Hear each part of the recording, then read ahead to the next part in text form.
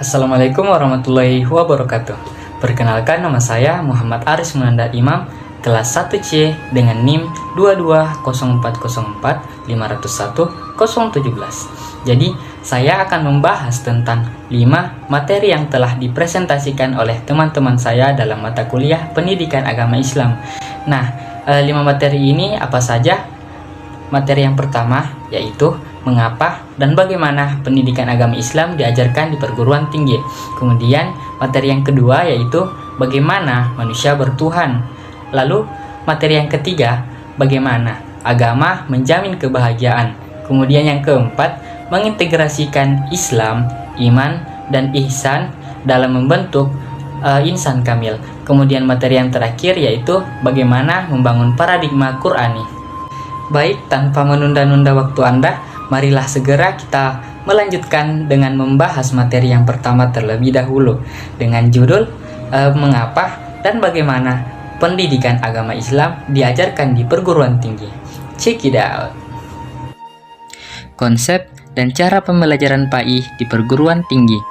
Dari hasil analisis sejarah, dapat dikatakan bahwa kehadiran pendidikan agama tidak hanya untuk mendidik ilmu agama bagi peserta didiknya, namun lebih daripada itu. Adanya pendidikan agama adalah sebagai upaya pengokohan ideologi agama yang ditanamkan pada peserta didik di lembaga pendidikan secara formal lebih detail, karena di perguruan tinggi terdapat banyak sekali mahasiswa yang beragama Islam, maka dipandang perlu adanya perhatian khusus. Ada beberapa macam cara dalam pembelajaran PAI. Secara garis besar, metode yang sering digunakan dalam pembelajaran pendidikan agama Islam antara lain ceramah, tanya jawab, diskusi, pemberian tugas, eksperimen, demonstrasi, tutorial atau bimbingan, dan problem solving atau pemecahan masalah. Mata kuliah PAI menjadi mata kuliah kunci dan terintegrasi secara fungsional dengan mata kuliah lain. Setidaknya, mata kuliah umum tersebut dipelajari syarat dengan muatan moral agama, disesuaikan dengan tingkat dan jenis lembaga pendidikannya. Di dalam perguruan tinggi, kita sebagai seorang mahasiswa harus mempelajari mata kuliah agama. Mata kuliah PAI di perguruan tinggi wajib dipelajari sebelum memutuskan pendekatan yang lebih baik terhadap dahulu. Perlu disadari bahwa sumber utama pembelajaran PAI adalah Al-Quran dan hadis. Kitab Al-Quran sangat tebal, yaitu terdiri dari 6.136 ayat. Kitab-kitab hadis lebih tebal lagi. Sahih Bukhari dan Sahih Muslim saja, 2 kitab hadis yang dipercayai terdiri dari substansi. Maka, mahasiswa akan menerima ajaran Islam sebagai intan dan relatif lebih aman karena diajarkan oleh ahlinya. Tetapi mahasiswa tidak akan terbiasa menelan ajaran Islam secara mandiri. Sebaliknya, jika PAI menekankan kepada proses pembelajaran, mahasiswa akan terbiasa menggali atau mencari sendiri ajaran Islam dalam hal itu juga. Dapat memahami ajaran Islam secara benar akan lebih sulit, oleh karena itu memerlukan pendamping seperti dosen dalam pembelajaran PAI di perguruan tinggi. Mengapa PAI diajarkan di perguruan tinggi? Pendidikan merupakan proses memanusiakan manusia, yakni meningkatkan martabat manusia ke arah manusia ideal yang dikehendaki. Terkait dengan pendidikan agama Islam sebagai mata kuliah pada jenjang pendidikan tinggi, bahwa berdasarkan keputusan Menteri Pendidikan Nasional nomor terkait dengan pendidikan agama Islam sebagai mata kuliah pada jenjang pendidikan tinggi. Berdasarkan keputusan Menteri Pendidikan Nasional nomor 232 Undang-Undang Tahun 2000 tentang pedoman penyesuaian kurikulum pendidikan tinggi dan penilaian hasil belajar mahasiswa, serta nomor 145 Undang-Undang 2002 tentang kurikulum inti pendidikan tinggi, telah ditetapkan bahwa pendidikan agama, pendidikan Pancasila, dan pendidikan kewarganegaraan merupakan kelompok mata kuliah pengembangan kepribadian yang wajib diikuti oleh semua mahasiswa pada seluruh jurusan. Pendidikan agama Islam berorientasi pada pembentukan pribadi yang berakhlak mulia, tidak hanya memberikan pengetahuan semata, namun juga merealisasikan dalam bentuk kegiatan keagamaan. Bagaimana PAI diajarkan di perguruan tinggi? Sepanjang tahun 1966 hingga 1983, pendidikan agama diajarkan secara beragam di berbagai perguruan tinggi negeri atau PTN. Sebagian PTN menyelenggarakan pendidikan agama, dalam hal ini PAI hingga 6 semester, PAI 1 untuk mahasiswa baru semester pertama, PAI 2, PAI 3, dan seterusnya hingga PAI 6. Menjelang dan sekitar awal tahun 1900-an, berbagai wacana untuk menghilangkan pendidikan agama dari kurikulum perguruan tinggi mencuat kembali. Mengantisipasi dimenangkannya wacana ini, para aktivis Islam kampus kemudian membuka program tutorial agama Islam di masjid-masjid kampus. Program ini di satu sisi dimaksudkan untuk menyalurkan minat para mahasiswa yang haus dan ingin memperdalam ajaran agama. Namun, ketika selesai kuliah PAI, mahasiswa tidak bisa otodidak untuk mendalami agama. Oleh karena itu, bagaimana caranya agar mahasiswa memiliki keterampilan untuk belajar secara otodidak dan dengan cara yang mudah untuk mendalami pengetahuan mereka dalam agama? Kesimpulan, mahasiswa harus dibekali dengan sebanyak-banyaknya materi PAI. Dosen PAI harus menyuguhkan materi pembelajaran agama secara luas dan mendalam. Pendapat kedua menyatakan, pembelajaran PAI di perguruan tinggi perlu kaya dengan proses. Dosen PAI cukup menyuguhkan substansi materi yang paling dasar dan inti saja. Adapun pengembangannya diserahkan untuk digali oleh mahasiswa. Oleh karena itu, yang terpenting bagi dosen PAI adalah memberikan keterampilan kepada mahasiswa tentang cara-cara atau pendekatan yang paling tepat untuk memahami dan mengimplementasikan ajaran agama, sedangkan mahasiswa secara aktif menggali dan membangun kemungkinan metodologik yang dapat mereka gunakan agar pemahaman dan pengamalan keislaman mereka semakin baik. Baik, setelah membahas tentang materi yang pertama, sekarang kita lanjut ke materi yang kedua, yaitu bagaimana manusia bertuhan. Konsep spiritualitas sebagai landasan kebertuhanan.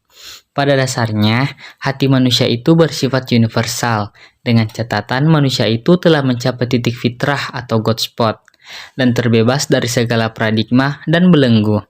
Dalam keadaan seperti ini, manusia merasakan ketenangan jiwa yang mendasari segala tingkah lakunya, dan menggunakan suara hati sebagai penuntun hidupnya menuju sebuah kebenaran. Dan semua itu bersumber dari Yang Maha Kuasa, yaitu Allah. Sebagaimana firman Allah Subhanahu wa taala dalam surah As-Sajdah ayat 9 seperti di bawah ini. Yang artinya, kemudian Dia menyempurnakan dan meniupkan ke dalamnya roh ciptaannya, dan Dia menjadikan bagi kamu pendengaran, penglihatan, dan perasaan. Tetapi kamu sedikit sekali bersyukur. Ada 6 alasan mengapa kita membutuhkan spiritualitas untuk tetap mampu mengerjakan panggilan hidup di dunia ini.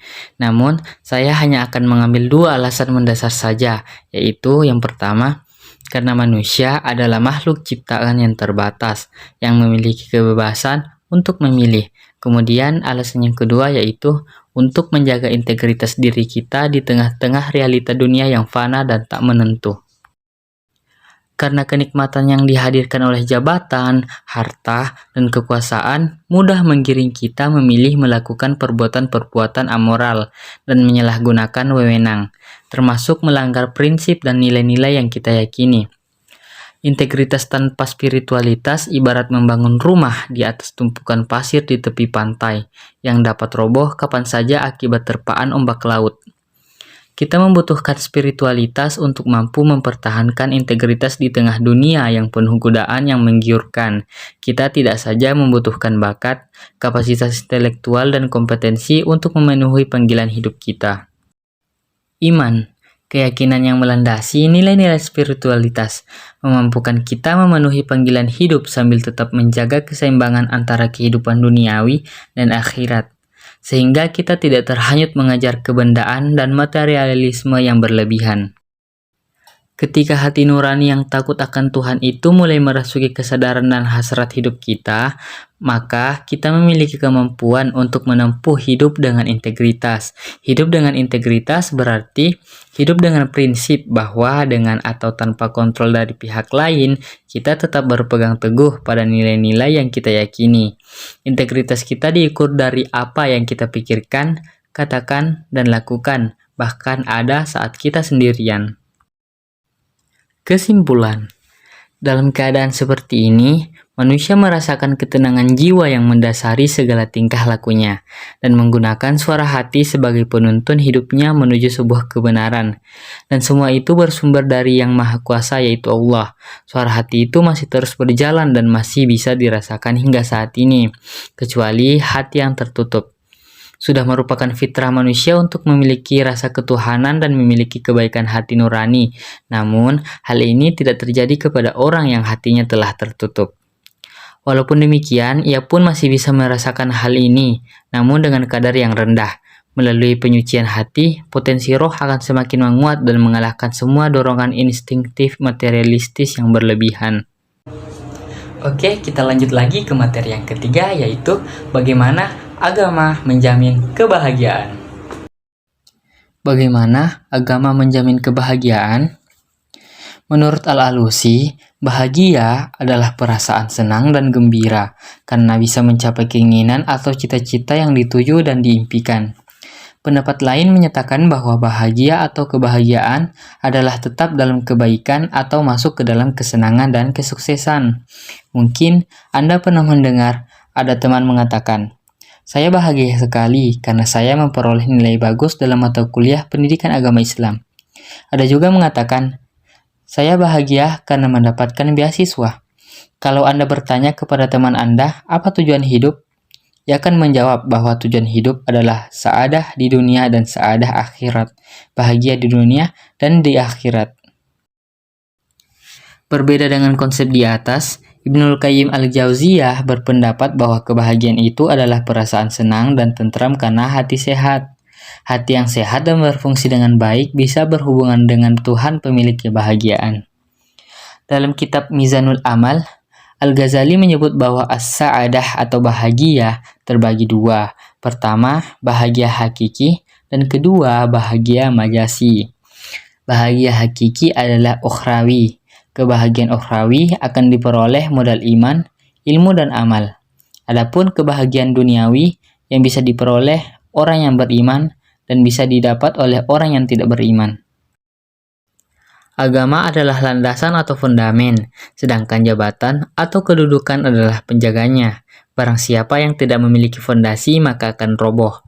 Sebaliknya, barang siapa yang tidak mempunyai penjaga maka akan kehilangan. Jika kita membuka kembali pendapat Ibnu Qayyim al-Jauziyah bahwa untuk menggapai kebahagiaan itu mengharuskan adanya kondisi hati yang sehat atau qalbun salim. Maka yang perlu dilakukan adalah mengetahui karakteristik hati yang sehat dan cara mengobati agar hati dapat kembali sehat. Kesimpulan, tujuan hidup manusia adalah sejahtera di dunia dan bahagia di akhirat. Dengan kata lain, dapat disebutkan bahagia di dunia dan bahagia di akhirat. Kebahagiaan yang diimpikan adalah kebahagiaan duniawi dan ukhrawi. Untuk menggapai kebahagiaan dimaksud mustahil tanpa landasan agama. Agama yang dimaksud adalah agama tauhidullah. Mengapa kebahagiaan tidak mungkin digapai tanpa tauhidullah? Sebab kebahagiaan hakiki itu milik Allah. Kita tak dapat meraihnya kalau tidak diberikan Allah. Untuk meraih kebahagiaan itu, maka ikutilah cara-cara yang telah ditetapkan Allah dalam agamanya. Lanjutlah kita ke materi yang keempat, yaitu bagaimana mengintegrasikan Islam, iman, dan ihsan dalam membentuk insan kamil. Marilah kita membahas tentang definisi Islam, iman, dan ihsan dengan menonton video berikut ini. Alhamdulillah anak-anak, pelajaran kita hari ini sudah selesai. Nah, seperti biasa, sebelum pulang kita akan mendengarkan cerita tentang Rasulullah dan para sahabatnya. Nah, kali ini siapa yang ingin cerita? Saya Ustazah. Baiklah Nadia, kali ini kamu ingin cerita tentang apa? Sekarang Nadia ingin bercerita tentang pelajaran dari tamu istimewa Rasulullah. Tamu istimewa? Wah, sepertinya ceritamu ini akan menarik ya. Nah, anak-anak, apakah kalian semuanya ingin tahu tamu istimewa Nabi Muhammad? Mau Ayo Nadia. Nah, teman-teman, dengarkan ceritanya ya.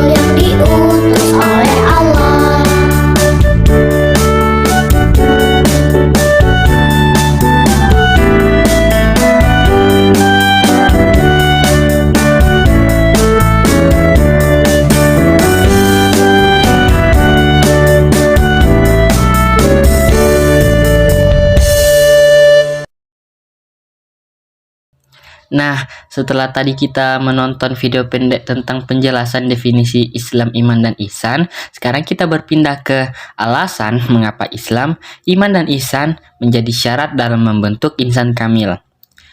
Iman, Islam, dan ihsan hubungannya sendiri sangat erat, sebagaimana dalam hadis Nabi Shallallahu Alaihi Wasallam yang diriwayatkan oleh hadis riwayat Muslim mengetengahkan 4 masalah pokok yang saling berkaitan satu sama lain, yaitu Islam, iman, ihsan, dan hari kiamat.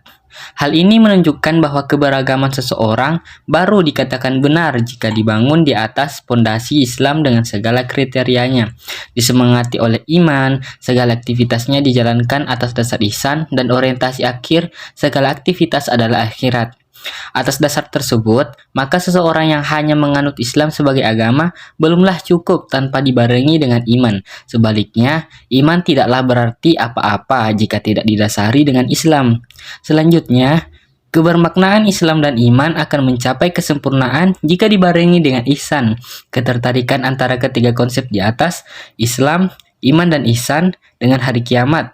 Karena hari kiamat merupakan terminal tujuan dari segala perjalanan manusia. Karakteristik insan kamil. Insan kamil bukanlah manusia pada umumnya. Ibnu Arabi dan Takeshita menyebutkan adanya 2 jenis manusia, yaitu insan kamil dan monster bertubuh manusia. Maksudnya, jika tidak menjadi insan kamil, maka manusia akan menjadi monster bertubuh manusia. Pandangan Arabi ini mungkin didasarkan atas Al-Quran yang memang memvonis manusia sebagai makhluk yang rendah dan negatif, yakni memusuhi Rasul, menantang agama yang paling keras, zalim dan bodoh, atau tidak tahu agama yang benar, kikir dan melupakan Tuhan, atau tidak menjalankan agama sebagaimana petunjuk Allah dan Rasul-Nya, melainkan lebih mempertuturkan hawa nafsunya, dan lain-lain sebagainya yang melanggar perintah Tuhan. Metode pencapaian insan kamil. Syarat pertama untuk mencapai insan kamil yaitu beriman secara benar dan berniat memproses diri menuju martabat insan kamil. Misalnya, mengerjakan ibadah salat sesuai syariat dan hakikat, seperti dengan melakukan gerakan disertai bacaan salat secara serasi dan dengan keadaan hati hanya mengingat Allah. Selain itu, untuk mencapai insan kamil, kita harus menjauhi perbuatan yang mungkar dan senantiasa mengendalikan hawa nafsu dan syahwat. Kesimpulan, betapa pentingnya iman, Islam, dan ihsan. Ketiganya adalah pondasi menuju kehidupan yang bahagia dan kekal karena ketiganya menentukan amal dan ibadah manusia semasa hidupnya. Ketiganya ibarat sebuah bangunan, iman sebagai pondasi penyanggah dan penguat suatu bangunan, dan Islam sebagai atap atau entitas yang ada di atasnya. Sehingga bila iman yang diibaratkan pondasi rapuh dan mudah roboh, maka Islam pun yang diibaratkan atap akan jatuh. Semua rukun-rukun Islam dan kewajiban dalam Islam akan ditinggalkan. Ihsan diibaratkan hiasan yang mempercantik dan memperindah bangunan tersebut dengan tujuan untuk menarik perhatian Sang Khalik, karena hidup di dunia semata-mata untuk mencari keridhoannya dengan cara mengimplementasikan iman, Islam, dan ihsan dalam kehidupan, dan Allah akan meridhoi kita. Waduh, ternyata kita sudah membahas sebanyak 4 materi, kemudian tinggal materi yang terakhir, yaitu bagaimana membangun paradigma Qur'ani. Konsep dan karakteristik paradigma Qur'ani untuk menghadapi kehidupan modern. Secara terminologis, paradigma adalah cara berpikir berdasarkan pandangan yang menyeluruh dan konseptual terhadap suatu realitas atau suatu permasalahan dengan menggunakan teori-teori ilmiah yang baku, eksperimen, dan metode keilmuan yang bisa dipercaya. Al-Quran merupakan kitab suci sumber utama ajaran Islam. Inti ajaran Al-Quran adalah pedoman hidup bagi manusia dalam upaya meraih kebahagiaan dunia dan akhirat. Dengan demikian, dapat dinyatakan bahwa paradigma Qur'ani adalah cara pandang dan cara berpikir tentang suatu realitas atau suatu permasalahan berdasarkan Al-Quran. Lantas, mengapa Al-Quran dijadikan paradigma? Menurut Kunto Wijoyo, Al-Quran sesungguhnya menyediakan kemungkinan yang sangat besar untuk dijadikan cara berpikir. Pengembangan eksperimen-eksperimen ilmu pengetahuan berdasarkan paradigma Al-Quran jelas akan memperkaya khazanah ilmu pengetahuan umat manusia. Kegiatan itu mungkin bahkan tentu saja akan menjadi rambahan baru bagi munculnya ilmu-ilmu pengetahuan alternatif. Premis-premis normatif Al-Quran dapat dirumuskan menjadi teori-teori yang empiris dan rasional. Alasan paradigma Qur'ani sangat penting bagi kehidupan modern. Al-Quran bagi umat Islam adalah sumber primer dalam segala segi kehidupan. Al-Quran adalah sumber ajaran teologi, hukum, mistisisme, pemikiran, pembaharuan, pendidikan, akhlak, dan aspek-aspek lainnya. Tolak ukur benar atau salah, baik atau buruk, indah atau jelek adalah Al-Quran. Jika mencari sumber lain dalam menentukan benar atau salah, baik atau buruk, dan indah atau jelek, maka seseorang dianggap tidak konsisten dalam berislam. Suatu sikap hipokrit yang dalam pandangan Al-Quran adalah sikap tidak terpuji. Kesimpulan, paradigma Qur'ani adalah cara pandang dan cara berpikir tentang suatu realitas atau suatu permasalahan berdasarkan Al-Quran.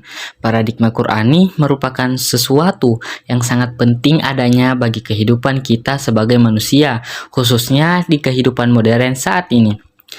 Al-Quran adalah kitab suci dan pedoman hidup yang mutlak kebenarannya. Tanpa adanya kesadaran tentang paradigma Qur'ani, seorang muslim bisa saja kehilangan arah dan menjadi kekacauan bagi seluruh umat manusia, karena memang hanya Al-Quranlah pedoman kita hidup tentram dan damai di dunia dan di akhirat.